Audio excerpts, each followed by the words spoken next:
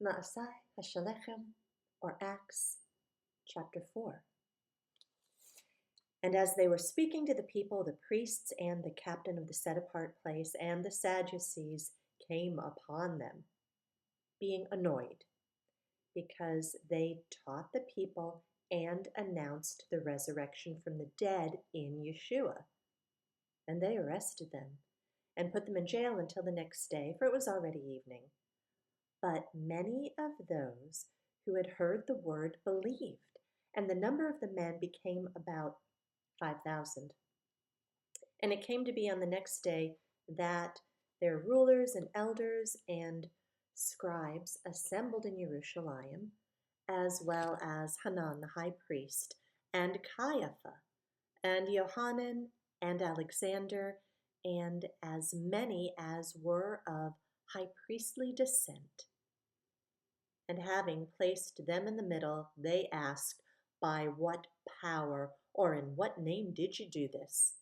Then Kepha, filled with a set-apart spirit, said to them, "Rulers of the people and elders of Israel, if today we are called to account for a good deed towards a sick man by whom he's been healed, let it be known to all of you and to all the people of Israel that in the name of Yeshua, Messiah of Nazareth, whom you impaled, whom Elohim raised from the dead, by him this one stands before you healthy. This is the stone which was rejected by you builders, which has become the chief cornerstone. And there is no deliverance in anyone else, for there is no other name under the heaven given among men by which we need to be saved." And seeing the boldness of Kepha and Johanan, and perceiving that they were unlearned and ordinary men, they marveled. And they recognized that they had been with Yeshua. And seeing the man who had been healed standing with them, they could not contradict it. But when they had commanded them to go aside out of the council, they consulted with one another, saying, "What shall we do to these men? For indeed, that was an outstanding miracle that's been done through them. It's apparent to all those dwelling in Jerusalem, and we're unable to deny it. But in order that it spreads no further among the people, let us strongly threaten them to speak no more to anyone in this name." And they called them and commanded them not to speak at all, nor to teach in the name of Yeshua. But Kepha and Johanan, answering them, said, "Whether it's right in the sight of Elohim to listen to you more than to Elohim, you judge. For it is impossible for us not to speak of what we saw and heard." And having threatened them further, they released them, finding no way of punishing them because of the people, because they were all praising Elohim for what had been done. For the man was over 40 years old on whom this miracle of healing had been done. And having been released, they went to their own people and reported all that the chief priests and elders said to them. And having heard that, they lifted up their voice to Elohim with one mind and said, "Yehovah, you are Elohim, who made the heaven and the earth and the sea and all that is in them, who by the mouth of your servant David have said, 'Why did the nations rage and the peoples plot in vain? The sovereigns of the earth stood up and the rulers were gathered together against Yehovah and his Messiah. For truly, in this city, there were gathered together against your set-apart servant, Yeshua, whom you anointed, both Herodes and Pontius Pilate, and with the nations and the people of Israel, to do whatever your hand and your purpose decided before to be done. And now, Yehovah, look on their threats and give your servants all boldness to speak your word by stretching out your hand for healing and signs and wonders to take place through the name of your set-apart servant Yeshua. And when they had prayed, the place where they had come together was shaken, and they were all filled with the set-apart spirit, and they spoke the word of Elohim with boldness. And the group of those who believed were of one heart and one being, and no one claimed any of his possessions was his own, but they had all in common. And with a great power the emissaries gave witness to the resurrection of the Master Yeshua, and great favor was upon them all. For there was not anyone needy among them. For all who were possessors of lands or houses sold them and brought the prices of what was sold and laid them at the feet of the emissaries. And they distributed to each as anyone had need. And Joseph, who was also called Barnabas by the emissaries, which means son of encouragement, a Levite, a native of Cyprus, having land, sold it, and brought the money and laid it at the feet of the emissaries. Chapter 5. But a certain man named Hananiah with Shapira, his wife, sold a possession, and he kept back from the price, his wife also being aware of it. And they brought a certain part and laid it at the feet of the emissaries. But Kepha said, Hananiah, why has Satan filled your heart to lie to the set-apart spirit and keep back from the price of land for yourself? While it remained, did it not remain your own? And after it was sold, was it not in your authority? Why have you conceived this deed in your heart? You've not lied to men, but to Elohim.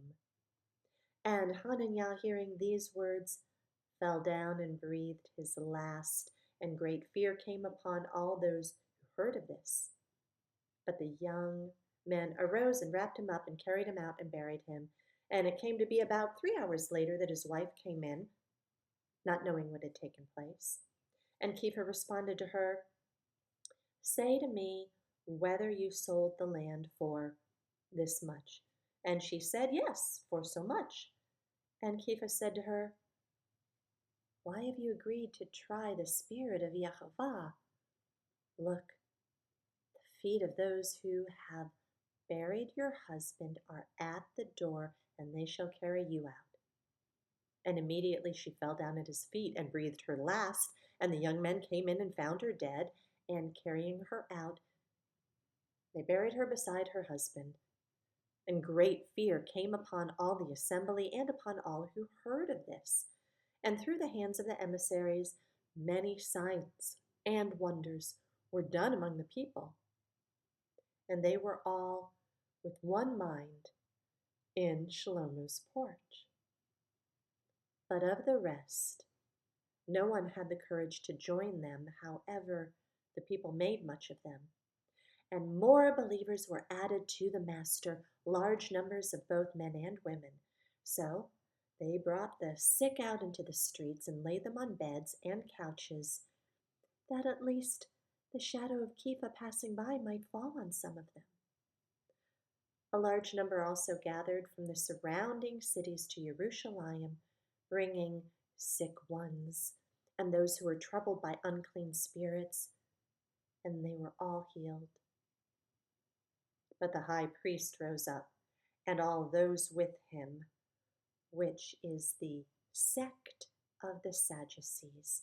They were filled with jealousy and seized the emissaries and put them in the public jail. But a messenger of Yehovah opened the prison doors at night and brought them out and said, Go and stand in the set-apart place and speak to the people all the words of this life. Now, when they heard, they went into the set-apart place early in the morning and were teaching. But the high priest and those with him came and called the council together with all the elders of the children of Israel, and sent to the prison for them to be brought.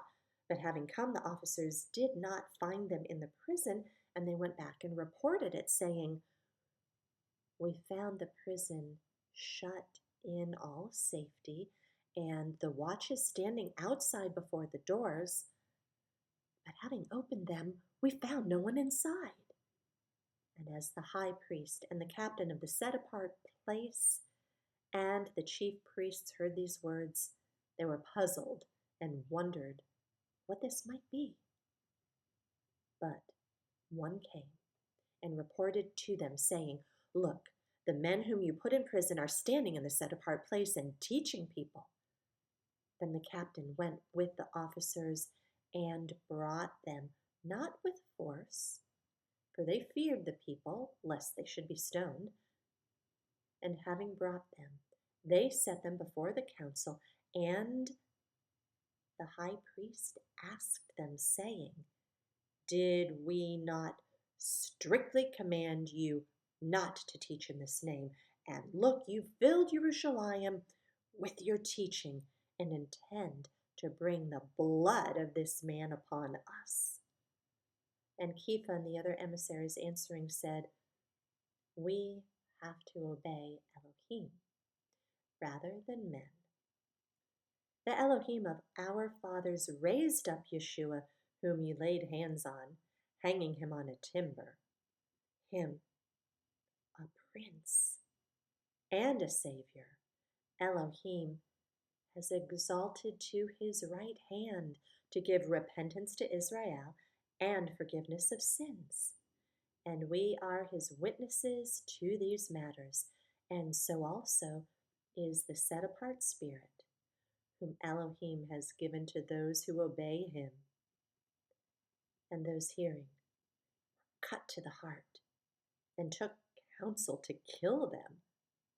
But a certain one in the council stood up, a Pharisee named Gamaliel, a teacher of the Torah, respected by all the people, and ordered them to put the emissaries outside for a little while, and said to them, "Men of Israel, take heed to yourselves what you intend to do with these men.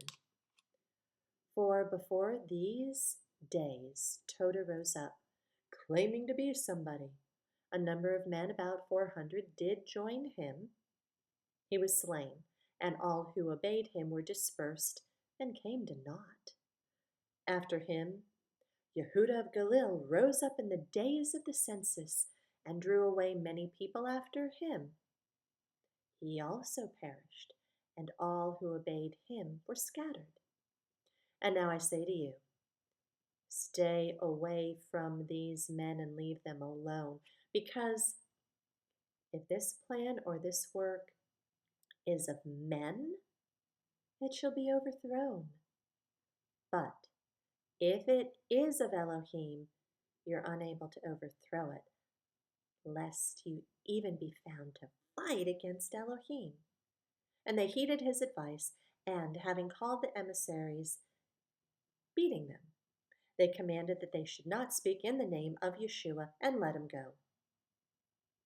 Then, indeed, they went rejoicing from the presence of the council, because they were counted worthy to suffer shame for his name. And daily in the set-apart place and in every house, they did not cease teaching and bringing the good news, Yeshua, the Messiah. Chapter 6. And in those days, when the taught ones were increasing, there arose a grumbling against the Hebrews by the Hellenists, because their widows were overlooked in the daily serving. So the 12 summoned the group of the taught ones and said, "It's not pleasing for us to leave the word of Elohim and serve tables. Therefore, brothers, seek out from among you 7 men who are known to be filled with a set-apart spirit and wisdom, whom we shall appoint for this duty. But we shall give ourselves continually to prayer and serving the word." And the word pleased the entire group, and they chose Stephanos, a man filled with belief and the set-apart spirit. and Philip, and Prochorus, and Nicanor, and Timon, and Parmenas, and Nicolaus, a convert from Antioch, whom they set before the emissaries. And when they prayed, they laid hands on them, and the word of Elohim spread, and the number of the taught ones increased greatly in Jerusalem. And a great many of the priests were obedient to the belief. And Stephanos, filled with belief and power, did great wonders and signs among the people. But some of those of the so-called congregation of the freedmen, Cyrenians, Alexandrians, and those from Cilicia and Asia, rose up, disputing with Stephanos, but they were unable to resist the wisdom and the spirit by which he spoke. And then they instigated men to say, "We have heard him speak blasphemous words against Moshe and Elohim." And they stirred up the people and the elders and the scribes. So they came upon him, seized him, and brought him to the council. And they set up false witnesses who said, "This man does not cease to speak blasphemous words against this set apart place and the Torah, for we've heard him saying that this Yeshua of Nazareth shall overthrow this place and change the institutes which Moshe delivered to us." And all who sat in the council, looking steadily at him, saw his face was like the face of a heavenly messenger.